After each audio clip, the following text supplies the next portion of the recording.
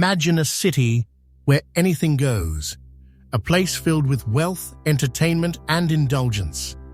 A city that never sleeps, where people do whatever they want without consequences. Now imagine that same city just hours away from complete destruction, not by war, not by disease, but by fire from the heavens. This is the story of Sodom and Gomorrah, two cities that reached the point of no return, and the warning their fate still carries for us today. Our story begins with Abraham, a man chosen by God. One day, 3 visitors arrived at his tent. But these weren't ordinary travelers. They were messengers from God. As Abraham welcomed them, they shared shocking news. Sodom and Gomorrah, 2 wealthy cities, were so full of evil that God had decided to destroy them. The cries of the innocent were too loud to ignore. But Abraham had family in Sodom. His nephew Lot lived there with his wife and daughters. Desperate to save them, Abraham pleaded with God.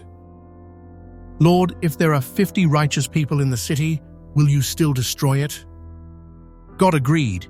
If 50 good people could be found, he would spare the city.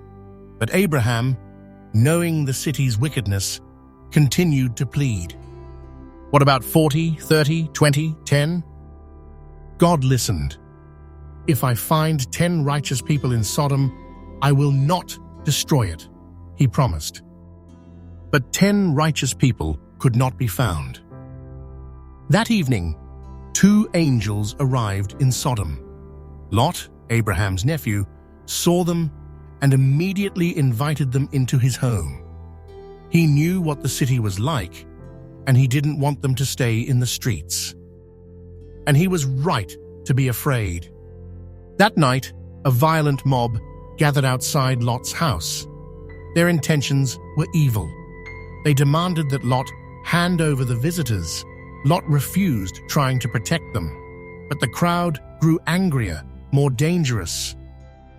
Suddenly, the angels pulled Lot inside and struck the men outside with blindness. Chaos erupted. The crowd scattered in confusion. Then, the angels turned to Lot and gave him a terrifying command. "Take your family and leave this city, now! Destruction is coming. Do not look back." Lot tried to warn his sons-in-law, but they laughed at him, thinking it was a joke. So with only his wife and daughters, he fled the city before sunrise. And then, the unthinkable happened. Fire and sulfur rained down from the heavens. The ground trembled. The city, once filled with music, laughter, and wealth, became an inferno. Buildings collapsed.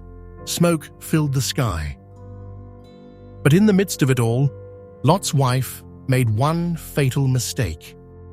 She looked back. She turned into a pillar of salt. God had warned them, "Do not look back." But her heart was still tied to the city, and in that moment, she was lost. Sodom and Gomorrah were completely destroyed. Everything and everyone was gone. Lot and his daughters escaped, but nothing would ever be the same. The cities that once stood as a symbol of wealth and pleasure had become a symbol of warning for generations to come. So, what can we learn from this story today? Evil does not go unnoticed.